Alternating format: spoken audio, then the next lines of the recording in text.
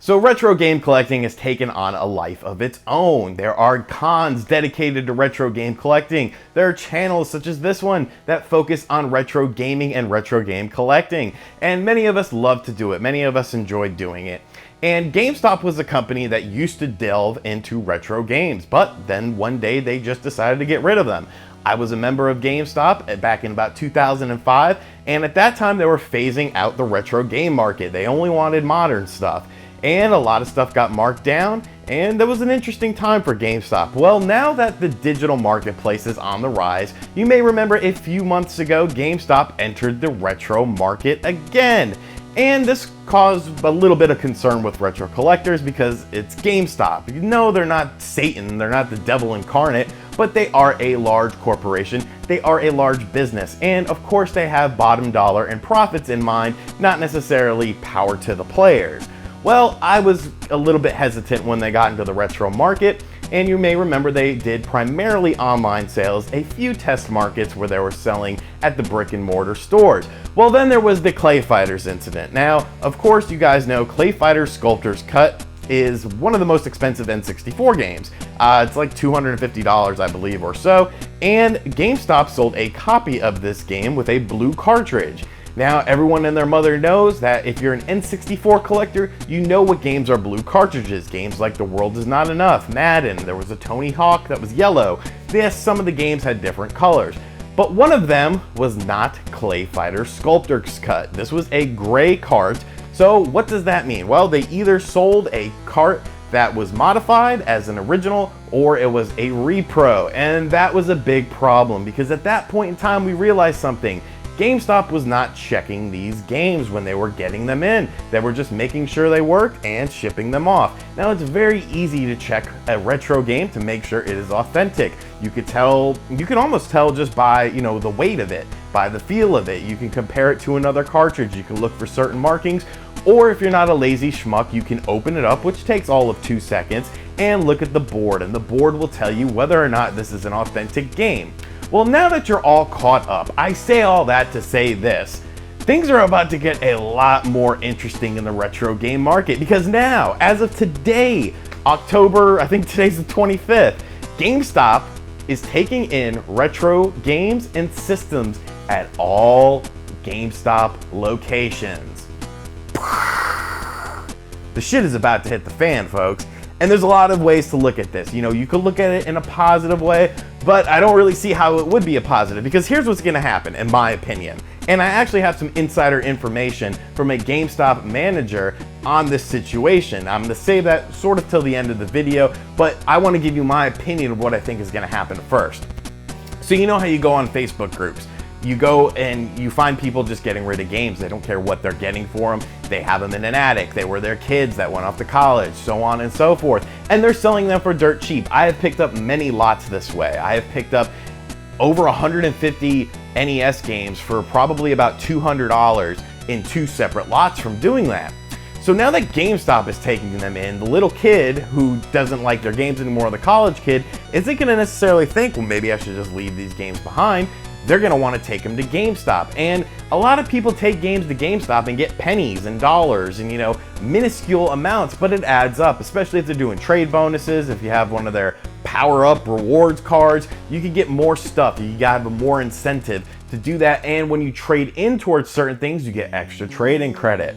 So what is that gonna mean? Well, what's that gonna mean? I don't know what I just said there. That basically is gonna mean that a lot more of these games that you see on Facebook groups, Craigslist, eBay, things like that are gonna start shriveling up because it's so much easier just to go into your local GameStop, get $5 or $10 for your games and put it towards a new game because the average consumer, the average person doesn't care about collecting these. They don't really see a monetary value in it. They just see, oh, I could get rid of old games for new games. That's cool.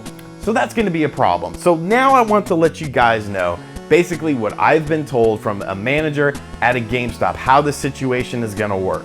As of now, not all GameStop locations are gonna sell retro stuff. It's very hit or miss. Some locations do sell retro stuff.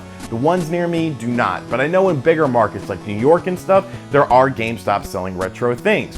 When you bring your retro games or consoles to GameStop, supposedly consoles are giving a decent price. They would not give me the information as to what exactly that price was, but they said it was competitive with what is going in the market. And that's understandable. It's probably going to be harder for them to get working consoles than it is for them to get working games, because, you know, for every 100 games you have, there's probably 5 to 10 consoles. So that makes sense to me. But the problem, of course, lies within the games themselves. They will take in anything, and I mean anything. Why do I mean that? Because they're not testing a single thing at their locations.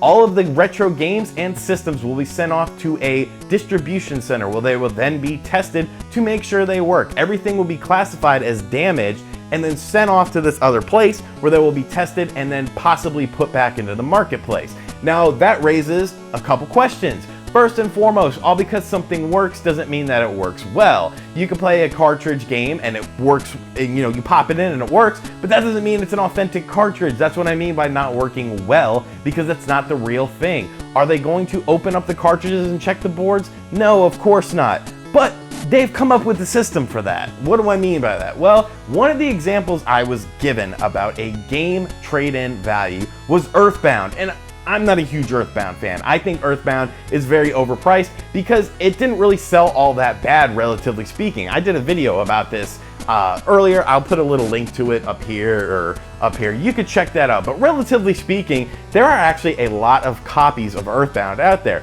The problem is a lot of people like that game and a lot of people want to hold on to that game, which gives it a higher monetary value because people are willing to pay more for it since more people aren't trying to get rid of it. Or that's what I think is the reason for the price of Earthbound. Well, if you go into a GameStop and you are a power-up rewards member and you say, I want to trade in my copy of Earthbound, you know how much money they're going to give you? Oh wait, I'll let you guess. I'll let you get a couple guesses in because there's no way in hell you're going to guess this. Okay, you done? You done guessing? All right, $25. They are going to give you $25 for a game that sells for triple digits. What, like 200 bucks Earthbound is going for? Now you might be saying to yourself, RGT 85. That makes no sense. Why would they only take this Earthbound in and only give you $25 when they're obviously going to flip it and turn it around and sell it for more? Well, it's simple. They are trying to deter people from bringing in repro games. This is what I was told from a manager. And that's why big tier games, you know, rarer cartridges, so your Metal Storms, your Little Samsons, all those high-end games, your Final Fantasies probably, even Chrono Trigger, they're gonna give you peanuts for it. They're gonna give you 25 bucks for it. So that way people are deterred from bringing in repro games. All right, let me break this down for you, GameStop, because obviously something's not clicking with you. Everyone and their mother knows about AliExpress, okay? I could go on AliExpress right now and get a complete inbox repro for less than $25. If I want to go cart only, I could get a cart only shipped to me for about $6 to $10. So, if you're gonna give me $25 for something I paid $6 for that I know is a repro and I know you're not gonna check it, why is that gonna stop me? That's not gonna stop anything. If anything, it's gonna cause the market to be flooded with reproduction games. So the thing that you're trying to stop by giving in low trade-in values is actually going to benefit these people who don't necessarily care. They're just out to make a quick buck and they're out to get one over on you. So this makes no sense. What should they actually do? They should open the boards. Why is that such a foreign concept? Okay, I totally understand not opening the boards at the store level, okay? That wouldn't make sense to me because a lot of these people don't necessarily know what they're looking for. But the people at the distribution center where you're sending all of the games, where you're sending all of the systems should be trained. And they should be able to say, let me take these 4 screws off, doodaloo, doodaloo, doodaloo, doodaloo, open the board. Look online, create a manual. I could create a manual in 20 minutes with every cartridge board if I go on Nintendo Age. And right then and there, you're perfect. It's like, okay, this is a copy of Earthbound. We're gonna sell this game for $200. Should we check and see if it's real or not? No, we'll just give you a lower trade-in value because that's a lot easier. And that'll just say, hey, we don't want your reproduction cartridges. This just blows my mind.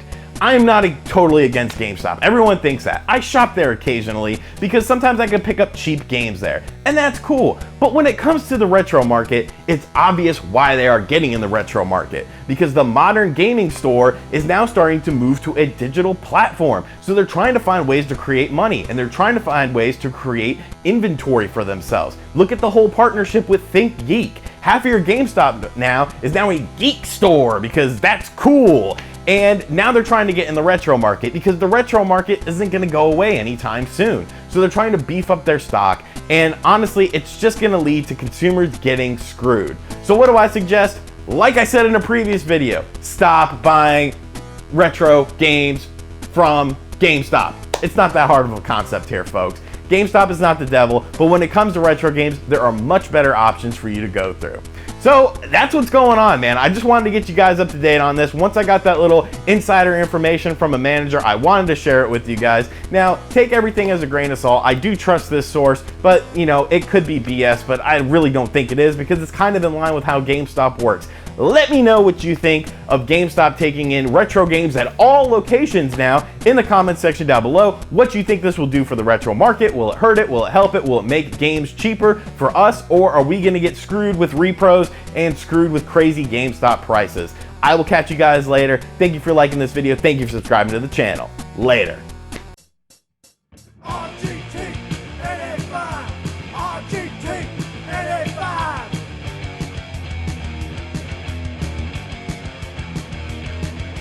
RGT, NA5.